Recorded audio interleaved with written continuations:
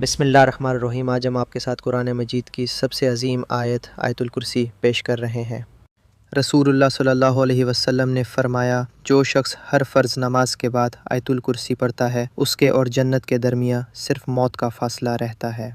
आयतुल कुर्सी पस तलावत। अल्लाहु ला इलाहा इल्ला हुवल हय्युल क़य्यूम ला तख़ुज़ुहु सिन्नतुन वला नौम लहू मा फ़िस समावाति व मा फ़िल अर्द मन ज़ल्लज़ी यशफ़अु इंदहु इल्ला बिइज़्निही यअलमु मा बैना अयदीहिम व मा ख़ल्फ़हुम वला युहीतुना बिशैइन मिन इल्मिही इल्ला बिमा शाअ वसिअ कुर्सियुहुस समावाति वल अर्द वला यऊदुहु हिफ़्ज़ुहुमा व हुवल अलिय्युल अज़ीम।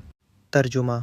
अल्लाह वो ज़ात है जिसके सिवा कोई माबूद नहीं। वो ज़िंदा है, सबका सहारा है, ना उसे ऊँघ आती है ना नींद। जो कुछ आसमानों और ज़मीन में है सब उसी का है।